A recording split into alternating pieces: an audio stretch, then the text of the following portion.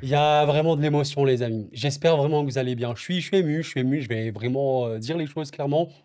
Le staff qui porte, qui voilà, fait sauter, n'est-ce pas, Luis Enrique, le Paris Saint-Germain est champion de France et quel champion, quelle saison.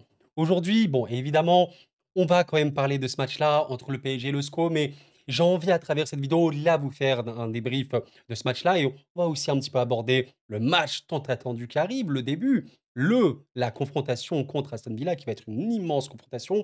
J'ai envie, au-delà de tout ça, de vous partager un petit peu mes sentiments sur ce Paris Saint-Germain, sur un des PSG qui personnellement, moi, mais je pense comme tous les supporters parisiens, les plus jeunes comme les plus anciens, bien sûr, on est extrêmement satisfait. On a vraiment renoué quelque chose avec cette équipe-là et c'est absolument formidable. Cette équipe de football qui est voilà vraiment une des plus jeunes d'Europe, on le sait très très bien, qui a réussi à imposer un football et un rythme absolument effroyable sur énormément d'équipes et de configurations différentes, qui a réussi, et je le rappelle parce qu'on parle, j'allais dire pas assez de ça, bien sûr qu'on en parle, il faut le souligner de manière très, très, très, très, très grande. Le Paris Saint-Germain aura même réussi à éliminer Liverpool à Anfield après une double confrontation qui s'inscrit évidemment dans la légende absolue du Paris Saint-Germain.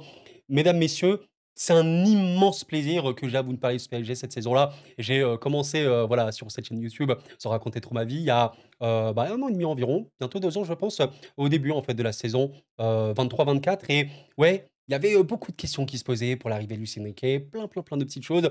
Et aujourd'hui, je peux vraiment, vraiment dire avec beaucoup de fierté, avec beaucoup de passion, que je suis fier et que j'aime cette équipe. Et je pense sincèrement ne pas être le seul. Voilà, j'ai vraiment envie de vous raconter l'histoire de ce Paris Saint-Germain-là.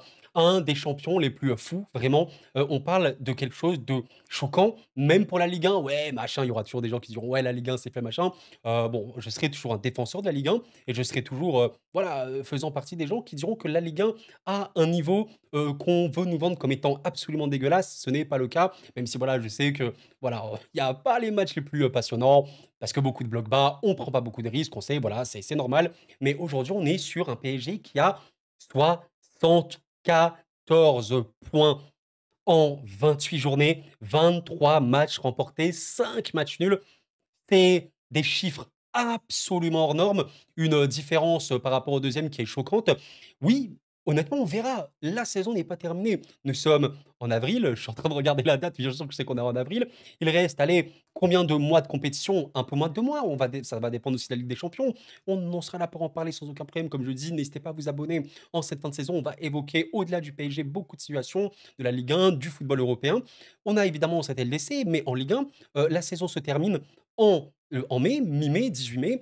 On verra, ce PSG-là sera-t-il invaincu? On va vraiment poser cette question pas mal de fois. Honnêtement, je pense que c'est réellement possible. On est bon sur une réception du Havre au Parc des Princes, une réception de Nice, un déplacement à Strasbourg qui me semble être le match le plus dangereux pour le PSG en Ligue 1 sur cette fin de saison avec celui-là contre Nice. Ça reste quand même Nice. Voilà, il faut aussi le dire. Il y a un déplacement à Montpellier qui devrait normalement être en Ligue 2. Très très peu de chances que Montpellier soit potentiellement maintenable, je sais pas si ça se dit vraiment à ce moment-là, et une réception d'Auxerre à la toute fin, Auxerre qui reste assez dangereux en contre. Ok, et bien sûr victoire, enfin cette victoire, ce match contre Reims en Coupe de France, Reims qui cette saison est invaincu face au PSG. D'ailleurs, il faut préciser aussi une chose, si jamais, hein, on ne sait pas, on n'est pas encore là du tout. Je sais que certains sont très très heureux et c'est normal, encore heureux, mais il n'y a rien encore, les gars. Il y a un trophée, bien sûr, bon, plutôt le trophée des champions, il y a cette Ligue 1, c'est fait, mais la Ligue des champions, les amis, le PSG n'a pas encore éliminé Aston Villa. Loin de là. Il faut jouer au football et tu verras. Donc, ce que je vais dire, c'est potentiellement le 31 mai, une finale Ligue des Champions. On n'en est absolument pas là encore. Donc, bien sûr que c'est les bases, et je vais le dire même plus que les bases, une avancée réelle qui te signifie qu'on est, ouais, à l'aube, potentiellement, le mot potentiel, il veut bien dire quelque chose. On est potentiellement à l'aube de la plus grande saison de l'histoire du Paris Saint-Germain. Oui, on en est là, c'est quelque chose de formidable et vraiment je tiens à vous partager ça. Je tiens, dans mes vidéos à véhiculer, des idées concernant ma perception du football et ma compréhension de ce sport, voilà, de manière totalement modeste. Je ne suis pas du tout, quelqu'un qui est dans le sport depuis, des années, des décennies ni rien, mais j'aime comprendre le football, j'aime essayer de comprendre toujours plus par rapport au football et ce PSG-là est réellement impressionnant, sur, un aspect, réel qui est, cette mentalité, cette hargne de ne jamais lâcher, c'est vraiment quelque chose qui n'existait un peu moins, dans un PSG qu'on connaissait avec des problèmes, voilà, d'abandon, on se donne pas à fond, on arrête de jouer et cetera. Un PSG qui a réellement, réellement changé sur ce point de vue-là et une saison, c'est quelque chose de très, très, très, très, très long. Des matchs comme celui-là contre Angers, bon Angers qui en plus a joué extrêmement bloc bas dans tout le match. Regardez un peu le momentum du match, il y a quasiment rien eu, hein, pour Angers. À la fin, il y a quoi? Voilà, 0 tir cadré, 5 tirs. Bon, certes, il y a pas eu, grand-chose pour les Angevins, c'est une vérité. Domination absolument extrême du Paris Saint-Germain. Il y a pas de conclusion à tirer de ce genre de match-là parce qu'il faut regarder la continuité. La continuité, une équipe qui joue tous les 3 jours depuis des mois et des mois, qui a réussi à gérer avec beaucoup, beaucoup de turnover, qui a fait, des performances de manière absolument exceptionnelle. On en est là aujourd'hui, c'est vraiment une réussite sans nom. Voilà, il faut vraiment l'évoquer, c'est une réussite, absolue. Quoi qu'il arrive en cette fin de saison, même si on veut toujours plus, c'est normal. L'invincibilité en Ligue 1, la Ligue des Champions, la Coupe de France peut-être, nous verrons bien tout ça. On en reparlera évidemment. Avant d'avoir un petit mot sur Aston Villa sur cette fin de vidéo, ne vous inquiétez pas, il y aura une vidéo quand même focus sur ce PSG Aston Villa qui sortira, allez, ce dimanche, je pense pas, peut-être, ouais, enfin peut-être oui, ce sera normalement début de semaine pro, lundi, maximum mardi, lundi ou mardi, oui, pas mercredi. Mercredi, ce sera le jour du match, donc non, ce sera soit lundi ou mardi. On va en parler quand même rapidement dans cette vidéo-là. Avant ça, voilà, je tiens quand même à vous montrer quelques petites séquences de ce PSG Angers. Un match que je pense qu'il faut, voilà, comme je l'ai dit, ne pas avoir une sur conclusion, sur analyse. Le match, il est très, très, on peut le résumer en quelques mots. Une équipe d'Angers qui ferme absolument tous les espaces. Allez, tantôt en 5-4-1, tantôt en 5-3-2, vraiment très, très, très, très serré sur les lignes. Déjà de 1. De 2, il y a quand même eu des occasions. Alors, je te dirais que le secteur offensif n'a pas été le plus inspiré, notamment en première période. Il y a eu des ratés, notamment de Ramos, hein, qui a tiré 5 fois, mine de rien, 5 fois. Et oui, ah oui, il a notamment une frappe de loin, mais je crois qu'il a eu une triplette, voilà, c'est ça. On la voit bien ici à la 30e minute. Il a eu une triplette d'occasion ratée. Celle-ci, c'est abusé. Il a raté des têtes. Il a raté, je pense que oui, Ramos, mais sa tête, ça peut le faire. On sait que Fofana est aussi un des meilleurs gardiens de Ligue 1. J'insiste là-dessus, il est vraiment très très bon. C'est ouais, sans débat, il est dans le top 5 sûrement des gardiens qui aura eu le plus d'influence sur son équipe cette saison. Oui, sur lui, Angers aurait eu encore plus de matchs, j'en suis quasiment sûr. Et voilà, la situation s'est débloquée encore une fois, et peut-être un symbole, hein, des joueurs évidemment qui aura le plus progressé, le plus crevé l'écran cette saison par Désiré Doué. L'action du but, elle est pas mal avec Lucas Hernandez. Vous me dites ce que vous en avez pensé, mais ouais, je l'ai trouvé plutôt bon. Franchement, Lucas, c'est cool. Voilà, on sait qu'il a été laissé très longtemps. La passe ici, en tout cas, pour Gbara, elle est un petit peu forte, je pense, mais il y a quand même un bon retour ici de la part de Langevin. Mais voilà, on connaît Kvaratskhelia, un volume de jeu. Aïe, aïe, aïe, aïe, aïe, aïe. Déjà qu'à Naples, c'était assez chaud. Sur la dernière saison, en plus, avec Naples, il faut savoir, bah, là, avant qu'il arrive au PSG, il était beaucoup plus mis à contribution défensivement. Et il était moins amené, on va dire, simplement à être en attaque. Et on le voit, on le sent, c'est la continuité de ce qu'il faisait à Naples. Ici, grâce à tous ses efforts, il peut récupérer le ballon, il va très très bien se retourner, il va centrer parfaitement pour le fameux Désiré, voilà, Désiré Doué qui va bien, bien, bien finir le ballon dans cette zone-là. Yayan Fofana ne peut pas faire grand-chose ici. Il y a quelque chose d'intéressant sur cette action et ça a encore une fois été un match assez important. Regardez un petit peu ici l'appel de Fabian Ruiz. Je suis très, très, très fan de Fabian Ruiz en ce moment. Il est présent absolument partout sur un terrain. Il est toujours un des joueurs avec un des volumes de jeu les plus importants. Je me demande réellement au niveau des stats un peu défensives, je ne sais pas à quel point il a été actif sur ce match-là, mais au niveau des récupérations, voilà, il est ici, ça m'étonne même pas. Avec 6 récupérations, il fait quand même partie des Parisiens, oui, avec le plus sur ce match-là. D'ailleurs, on a Marquinhos ici, Lucas Hernandez ici, qui sont, on le sait, des défenseurs. Mais je rappelle également que Fabian Ruiz contre Saint-Etienne, où il y a eu un match voilà, complètement, Saint a complètement craqué, notamment en seconde. Je vous montre un truc qui m'a vraiment surpris. J'allais pas surpris, mais qui montre à quel point ce joueur-là peut être dingue. Voilà, contre Saint-Etienne, Fabian Ruiz, c'est 12 récupérations. 12 récupérations. Je ne sais pas si vous vous rendez compte, c'est énorme. C'est autant que le gardien de Saint-Etienne. Sur ce match-là, Fabian, qui a été ouais, clairement bah, un des meilleurs joueurs hein, sur le terrain, il est probablement, voilà, comme on le voit ici, le plus d'occasions créées du match, c'est bien lui. Je pense qu'il a un XA expected assist, les passes décisives attendues relativement élevé. Ben, on va voir ça rapidement.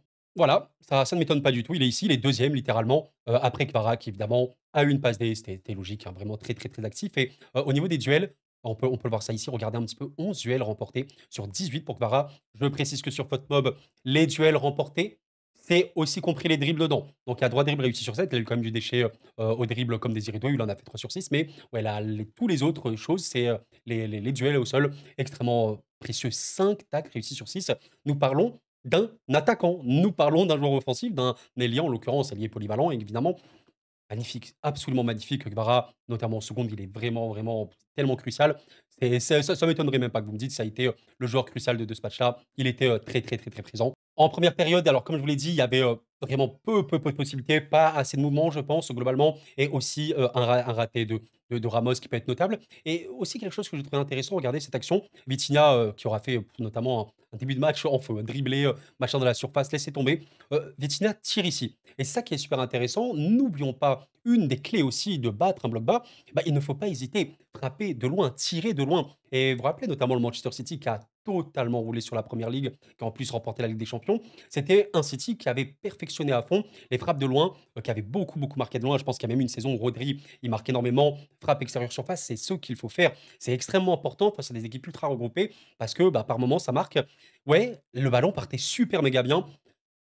Fofana, il fait un vrai arrêt et tu vois, ça, c'est intéressant. Peut-être qu'on a une toute autre lecture, bah, si ce but-là, il est valable par Abyssinia à la 33e minute, peut-être qu'on n'en parle plus. Vous voyez? Bon, il y a un bel arrêt de Fofana, hein, factuellement. Il y a eu un raté, relativement important juste avant. Il y a eu donc une belle action avec Hakimi et Kvara qui a permis au bloc, Angevin de vraiment beaucoup reculer. Warren, qui aura fait un match, ouais, je trouvais notamment en première, en seconde, c'était mieux, hein. En seconde, c'est mieux, en première, un peu de mal, notamment, techniquement sur les duels. On le sait de toute façon, il a une faiblesse là-dessus, il revient. En plus, ici, la passe pour le coup, elle est très bonne. Il n'y a pas de problème.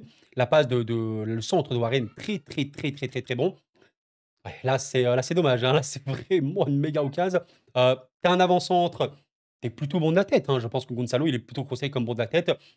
Ouais, il faut terminer l'action. Bon, le ballon, il s'envole un peu loin. Je crois qu'il a fait, ouais, 2 têtes comme ça. Bon, on peut aller voir ça rapidement. Je l'ai vu tout à l'heure, mais est-ce que c'était des têtes? En tout cas, celle-là, à la 31e, c'était une tête.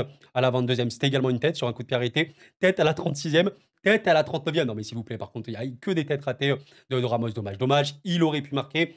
Ouais, bon, bah écoutez, ça restera un joueur de banc, un Ramos au PSG, on le sait bien. Surtout quand tu sais que Dembélé et Barcola, qui aura fait, je trouve, une entrée vraiment active, euh, sont quand même bien titulaires dans la tête de Luis Enrique. Je rappelle que Barcola est dans le top 5, 6 environ, des joueurs les plus utilisés par Luis Enrique cette saison. Ce n'est pas pour rien. Pour vous illustrer à quel point je suis très fan de tout ce que propose Fabien Ruiz actuellement, parce que son volume de jeu, il est immense. Ici, on a un centre de Désiré Doué au second poteau, voilà, récupéré par Fabian, très bien placé. Et là, on le sentait, ouais, le contrôle poitrine, reprise de volée comme ça instantanément.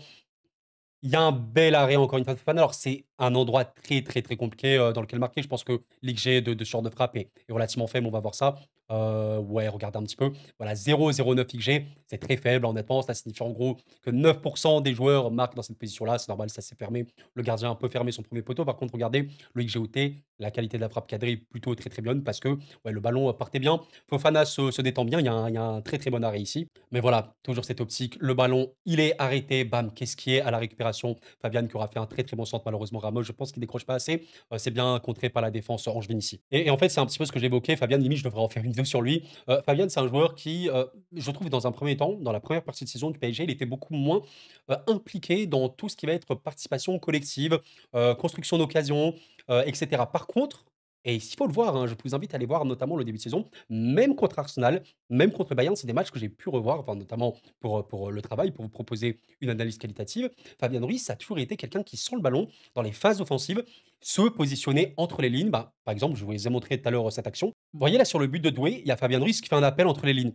Ceci, il le fait depuis toujours. Il le fait depuis toujours, notamment cette saison. Il a fait contre le Bayern, il a fait contre Arsenal. Bon, très souvent, il sert de l'heure, il est peu servi en vérité, mais quand il est servi, il peut trouver des ballons. Vous savez, on a déjà vu Fabian rentrer vraiment au maximum possible et faire une passe en entrée extrêmement précise. C'est vraiment un des joueurs qui, techniquement parlant, au niveau de la passe, peut apporter quelque chose de très fou au PSG. Mais en tout cas, aujourd'hui, je le trouve beaucoup plus important sur ce registre-là. Fabian, restait quand même un joueur qui est au contre-pressing, d'où le fait qu'il y a énormément de récupération par balle. Je suis quasi sûr que Fabian Ruiz, c'est un des joueurs du Paris Saint-Germain qui a un des volumes de récupération de balles, de contre-pressing et de course sur un terrain les plus élevés, parce qu'il est réellement très bon. Voilà, donc c'est pas une analyse sur Fabian, mais je suis en train de vous partager simplement mon ressenti. Il monte en puissance, il est très bon, il est crucial, et évidemment qu'il va commencer titulaire face à Aston Villa, ça me paraît très clair. Bon, et avant de terminer cette vidéo, quand même, voilà, ça va pas être non plus un débrief très long, vous avez un peu compris l'idée.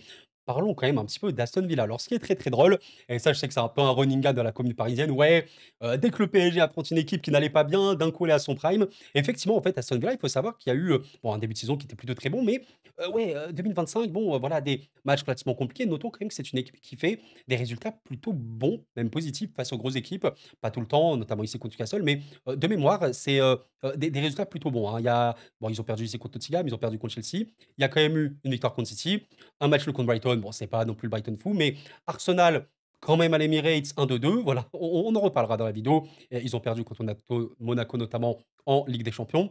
Je pense qu'on, pourquoi pas en parler un petit peu de ce match-là dans l'analyse de qui sortira. Un match nul contre Liverpool, bref. Mais c'est vrai que là, ces derniers temps, regardez, en février, il y a beaucoup, beaucoup de victoires. Il y a ouais, beaucoup de victoires, même de grosses victoires. Et là, ils sont actuellement, alors où je m'exprime, en train de gagner contre Nottingham Forest, qui est vaincu depuis quelques temps. Donc, très, très intéressant. J'irai clairement revoir ce match-là. Notamment, voilà, vous allez souvent, souvent l'entendre. Peut-être vous avez déjà vu, je sais pas, des journalistes en parler à la télévision, d'autres youtubeurs, j'en sais rien. Mais le secteur offensif de cette équipe, il est fort, hein. Il est très, très, très fort. En fait, il y a ça pue le talent, c'est très, très, très, très fourni et c'est un peu, la raison pour laquelle, ouais, le PSG peut se dire: «Ouh là, attention quand même, on est un PSG, très, très, très, très, très, très haut sur le terrain». Bah, ça va être très, très simple. Aston Villa, on va essayer de fermer, on va essayer d'être bien, bien, bien compact et dès qu'on va récupérer le ballon, allez, les Rashford, les Asensio, les McGinn, Rodgers, on va y aller à fond. Bien sûr, ça va être ça, Aston Villa et d'ailleurs, bah, je pense que j'ai pris quelques petits screens rapidement. Ouais, voilà, Angers, sur ce match-là, alors ils ont quasiment rien eu. Les seules possibilités d'Angers, évidemment, bah, on le sait, c'est un ballon, très, très, très, très, très loin, voilà, pour un attaquant. Ici, c'était notamment Le Paul. Bon, il y avait hors-jeu sur cette action-là, il y avait également hors-jeu, sur cette action-là, mais ça finit au fond des cages.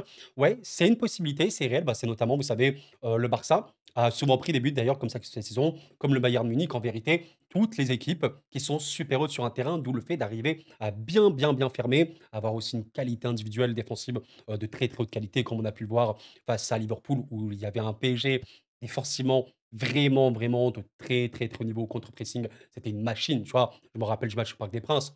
C'était une machine. L'adversaire, Liverpool, avait quelques petites récupérations de balles, mais absolument aucune possibilité à part une, Elliott, il a marqué. Bon, bah, qu'est-ce que vous voulez que je vous dise? Mais voilà, ça va être clairement ça, Aston Villa. Donc ça va être une très, très belle confrontation. Qu'est-ce que j'ai hâte déjà de vous en parler.